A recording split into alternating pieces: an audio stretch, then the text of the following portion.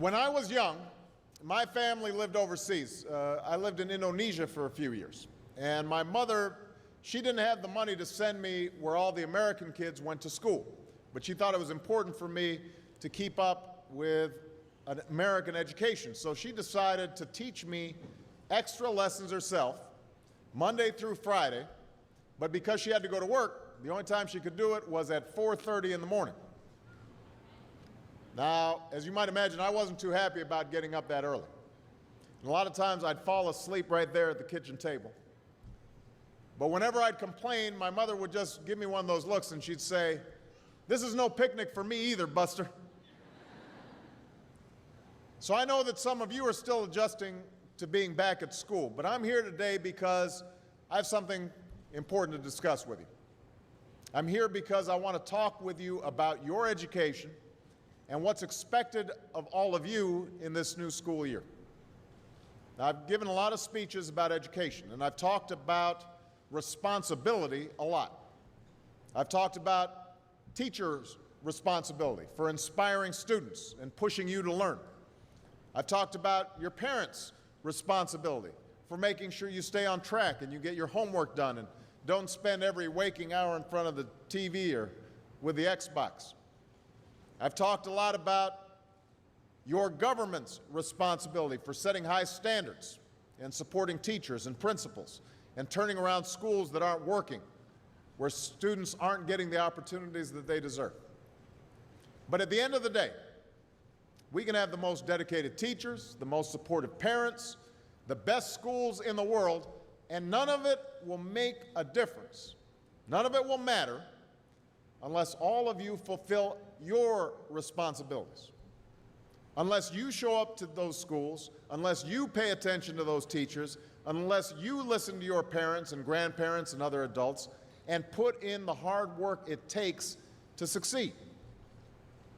And that's what I want to focus on today. The responsibility each of you has for your education.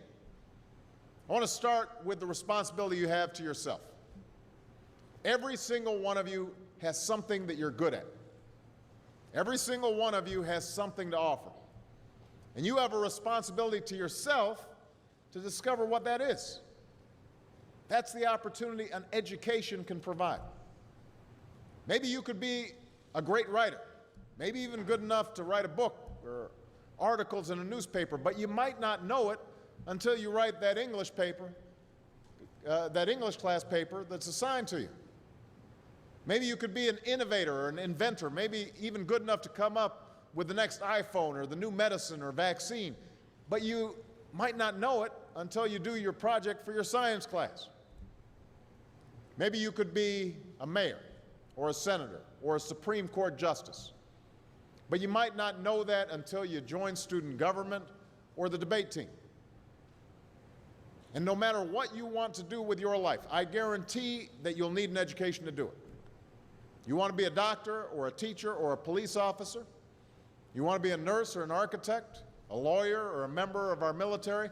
You're going to need a good education for every single one of those careers. You cannot drop out of school and just drop into a good job. You've got to train for it and work for it and learn for it. And this isn't just important for your own life and your own future. What you make of your education will decide nothing less than the future of this country. The future of America depends on you. What you're learning in school today will determine whether we as a nation can meet our greatest challenges in the future. You'll need the knowledge and problem-solving skills you learn in science and math to cure diseases like cancer and AIDS, and to develop new energy technologies and protect our environment. You'll need the insights and critical thinking skills you gain in history and social studies to fight poverty and homelessness, crime and discrimination, and make our nation more fair and more free. You'll need the creativity and ingenuity you develop in all your classes to build new companies that will create new jobs and boost our economy. We need every single one of you to develop your talents and your skills and your intellect so you can help us old folks solve our most difficult problems. If you don't do that, if you quit on school, you're not just quitting on yourself, you're quitting on your country. Now, I know it's not always easy to do well in school. I know a lot of you have challenges in your lives right now that can make it hard to focus on your schoolwork. I get it. I know what it's like. My father left my family when I was 2 years old, and I was raised by a single mom who had to work and who struggled at times to pay the bills and wasn't always able to give us the things that other kids had. There were times when I missed having a father in my life. There were times when I was lonely and I felt like I didn't fit in. So I wasn't always as focused as I should have been on school, and I did some things that I'm not proud of, and I got in more trouble than I should have. And my life could have easily taken a turn for the worse. But I was lucky. I got a lot of second chances, and I had the opportunity to go to college and law school and follow my dreams. My wife, our First Lady, Michelle Obama, she has a similar story. Neither of her parents had gone to college, and they didn't have a lot of money. But they worked hard, and she worked hard so that she could go to the best schools in this country. But some of you might not have those advantages. Maybe you don't have adults in your life who give you the support that you need. Maybe someone in your family has lost their job and there's not enough money to go around. Maybe you live in a neighborhood where you don't feel safe or have friends who are pressuring you to do things you know aren't right.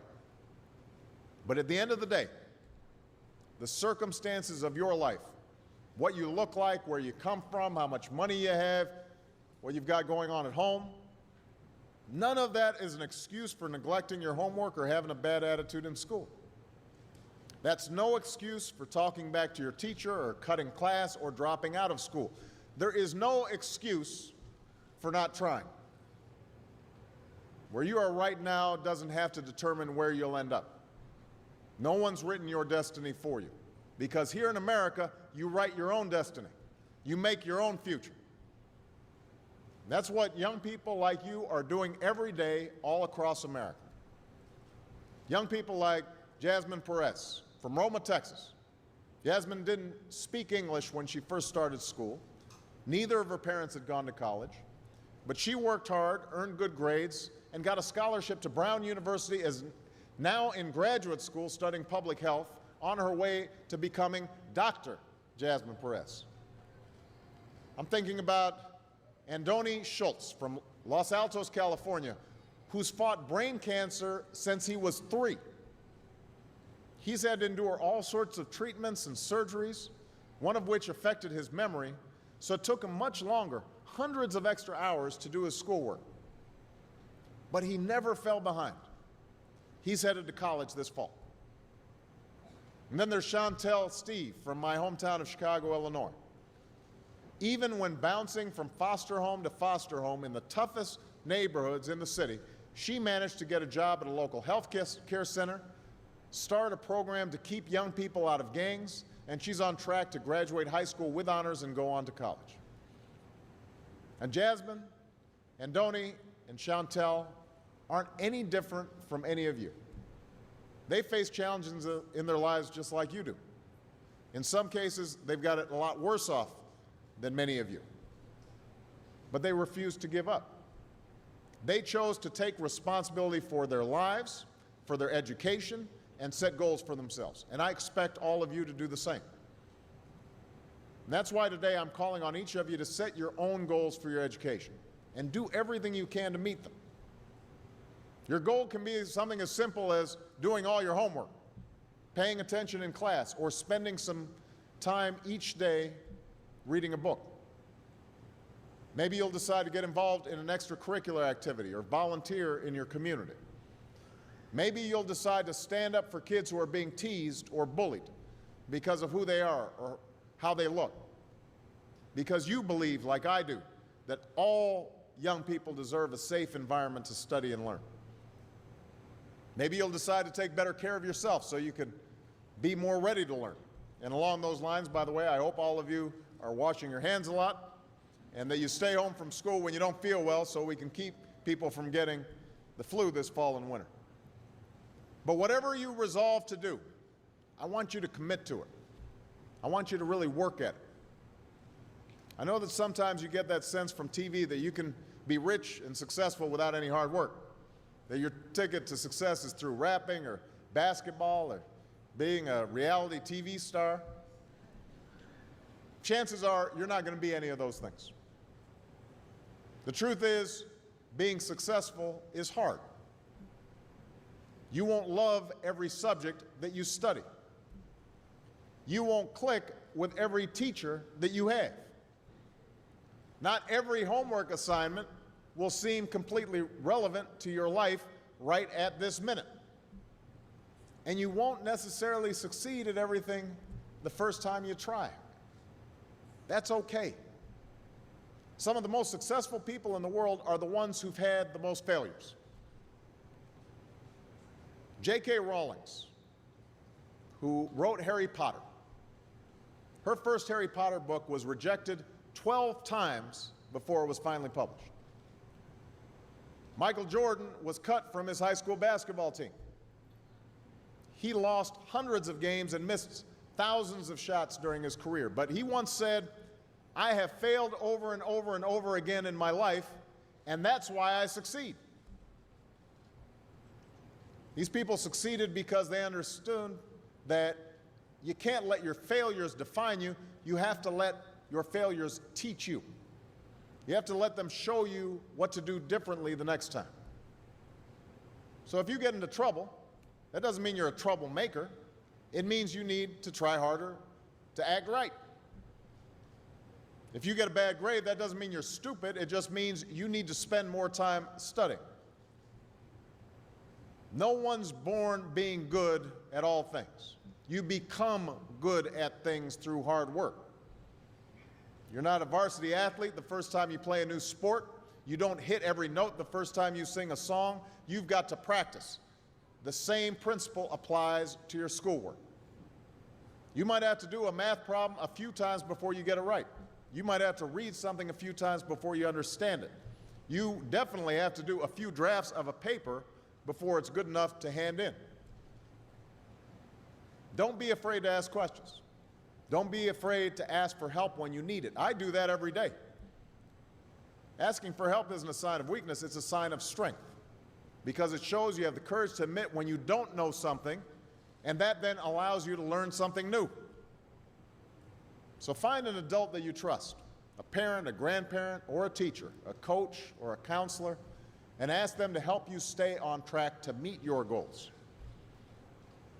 And even when you're struggling, even when you're discouraged, and you feel like other people have given up on you, don't ever give up on yourself. Because when you give up on yourself, you give up on your country. The story of America isn't about people who quit when things got tough. It's about people who kept going, who tried harder, who loved their country too much to do anything less than their best. It's the story of students who sat where you sit 250 years ago and went on to wage a revolution, and they founded this nation. Young people. Students who sat where you sit 75 years ago, who overcame a depression and won a world war, who fought for civil rights and put a man on the moon.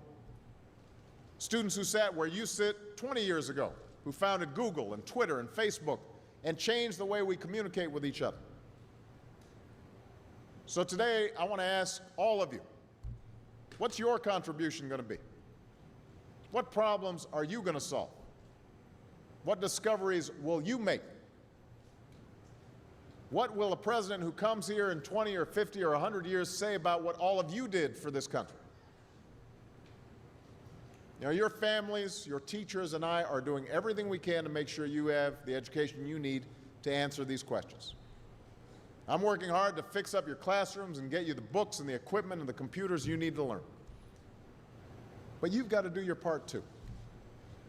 So I expect all of you to get serious this year. I expect you to put your best effort into everything you do. I expect great things from each of you. So don't let us down. Don't let your family down or your country down. Most of all, don't let yourself down. Make us all proud. Thank you very much, everybody.